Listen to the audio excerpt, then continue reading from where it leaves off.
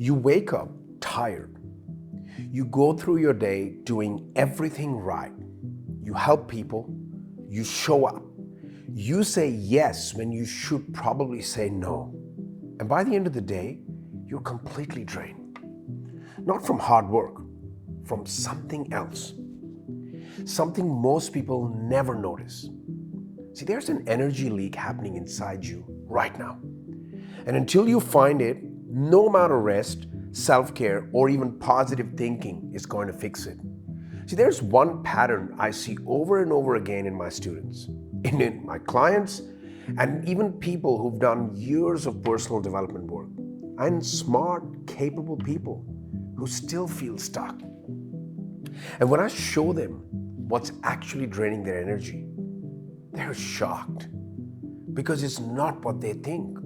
It's something they've been told is a good thing their entire lives. See, for most of my life, I was the good boy, the nice guy, the peacekeeper. And I thought that was just who I was. Turns out, it was costing me everything. My energy, my voice, and my power.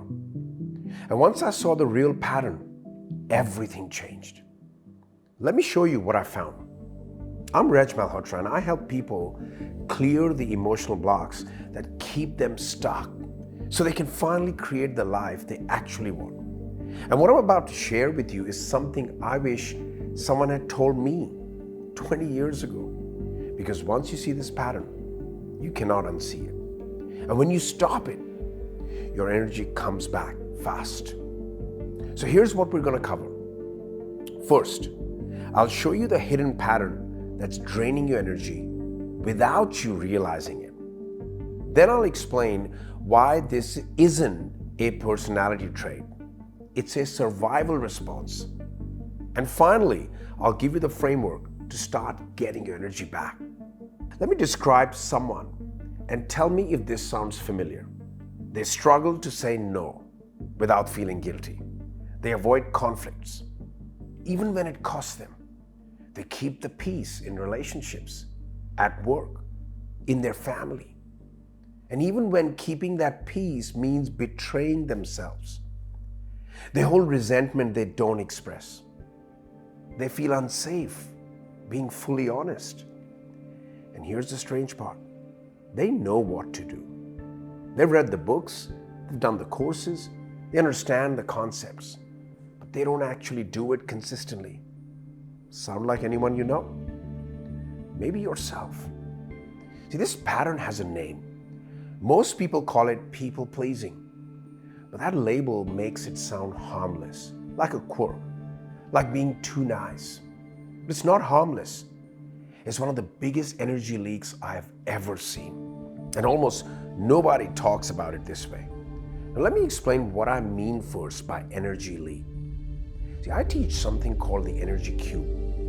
I want you to think of your life as a grid, a cube made of many small squares. And each square represents available energy. Energy that you need to build your future, to build your business or your career, your relationships, your health, your joy. And when you have energy available, you can create. When you don't, you feel stuck, heavy, like you're pushing against a wall. Now here's what most people don't realize. Every time you betray yourself, every time you stay silent to avoid tension, every time you say yes when you mean no, every time you suppress your truth to keep someone else comfortable, you are losing energy. And not a little bit, a lot. And that energy doesn't just disappear. It gets trapped in fear, in guilt, in resentment, and in suppression. This is why people-pleasing isn't just annoying, it's exhausting. It's why you can sleep 8 hours and still wake up tired. It's why you can have everything going for you on paper and still feel completely stuck. If this is hitting home for you, I'm curious. Do you relate more to staying quiet to avoid conflict or saying yes when you mean no? Drop a comment and let me know which one resonates more. Now here's the part that changes everything. See, people-pleasing is not a personality trait. It's not just how you are. It is a learned safety response. At some point, probably early in your life, you learn that being nice, agreeable, and easy to deal with kept you safe. Maybe it avoided conflict at home. Maybe it got you approval. Maybe it was the only way to feel loved. So your nervous system learned to rule. Keep people happy, stay safe. Speak your truth, danger. And that rule has been running in the background ever since. Not because you're weak, not because you lack confidence, but because your system learned that silence equals survival. And this is why willpower doesn't fix it. This is why just deciding to have better boundaries doesn't work. Because you're not fighting a bad habit. You're fighting a survival pattern. Now, here's where it gets serious. So let me be direct about what this pattern costs. In your relationships, you end up resentful. You give more than you receive. You feel unseen, unheard, taken for granted. And eventually, you either explode or you shut down completely. In your work and your business, you undercharge and you overdeliver. You say yes to things that drain you. And you avoid the hard conversations that would actually move things forward.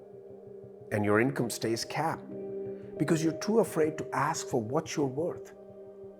In your leadership, whether that's leading a team or a family or just your own life, you stay small. You don't speak up. You don't take the space you deserve. And people sense it. See, they don't follow someone who cannot lead themselves. And in your body, all that suppressed emotion has to go somewhere. So it shows up as tension, exhaustion, anxiety, or worse. See, this isn't about being a better person. This is about reclaiming your energy so you can actually live. Now, I know this pattern well because I lived it. For years, I was the good boy, the one who kept the peace, the one who never rocked the boat. See, I thought I was being kind. I thought I was being a good person. But what I was really doing was slowly giving away my power.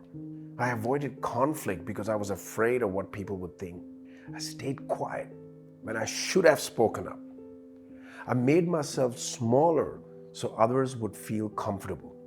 And I called it being nice. But here's what I eventually realized. I wasn't being nice. I was being safe.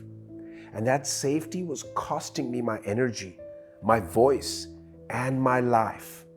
And the shift happened when I stopped trying to become more confident and started asking a different question. Where am I betraying myself? Where am I leaking energy? And once I started plugging those leaks, everything changed. My energy came back, my relationships improved, my business grew. Not because I worked harder, because I stopped draining myself. So what do you do with this? Well, the first step is awareness. Start noticing where you're saying yes when you mean no. Notice where you're staying silent to keep the peace. Notice where you're making yourself smaller. Don't judge it. Just see it. The second step is understanding that this isn't a character flaw. It's a pattern your nervous system learned to keep you safe. And patterns can be changed. And the third step is starting to do things differently. One small truth at a time, one boundary at a time, one moment of choosing yourself instead of abandoning yourself. This isn't about becoming aggressive or selfish. It's about becoming honest. See, personal authority doesn't come from confidence. It comes from safety. When your system learns that it's safe to speak, safe to lead, safe to take up space, the energy comes back naturally. You don't have to force it. Now, what I've shown you today is the pattern, but there's a specific technique that I use with my clients to actually clear these blocks at the root. It's not about willpower or affirmations. It's about working with your nervous system directly. Now, I'll break it down step by step in this video right here. Go check that out, and I'll see you in that video.